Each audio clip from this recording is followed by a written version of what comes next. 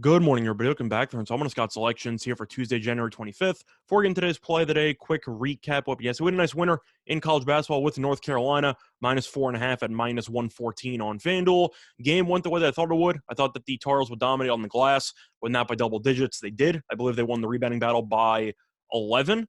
And North Carolina, I thought, would win by 8. They won by 10. So North Carolina continues to be really good at home and really bad on the road. And Virginia Tech continues to be really just not that good. And that's kind of how the game went. I am not surprised that Virginia Tech really had no answers on the inside. I believe Baycott had 19 rebounds, I think. I know Manick had the big putback dunk in the second half too.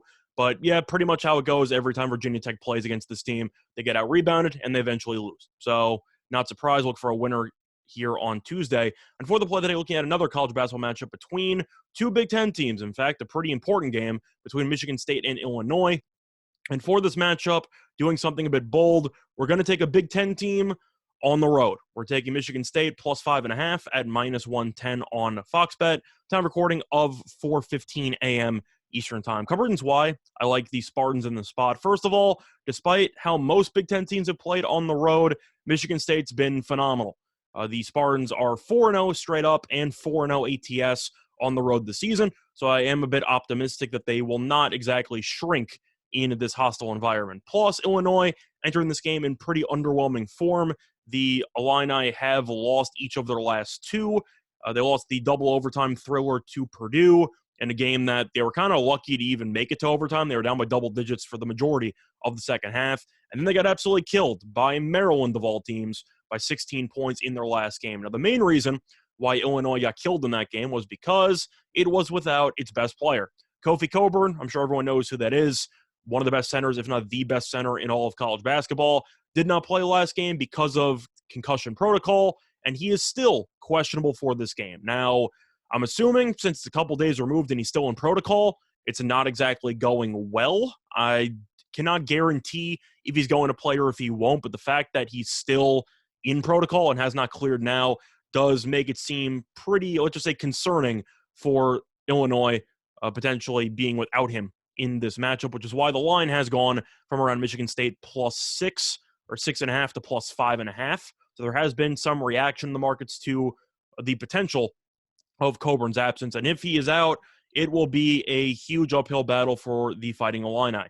Illinois ranks 4th in rebounding rate. Michigan State ranks 11th. Of course, Coburn's averaging 21.1 points per game and 11.8 rebounds per game. So if he's out, I expect Michigan State to dominate on the glass like they did against Wisconsin.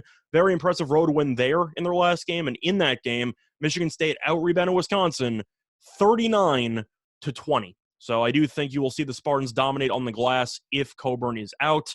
And on top of that, Michigan State so far this season has been the better defense. Michigan State ranks 26th in defensive efficiency, according to KenPom, where Illinois ranks 32nd. And plus, another factor here that I do think is going to matter is that Michigan State is really good at shooting the three, and Illinois is mediocre at best at guarding it. Michigan State ranks 6th in the nation in three-point percentage, while Illinois ranks 144th in three-point defense. Plus, oddly enough, Illinois is actually worse at three-point defense at home for whatever reason. But the point is, Cockburn, if he does not play, this line will fly in favor of Michigan State. I do think if it ends up that Cockburn plays, it'll go up by maybe a point or two.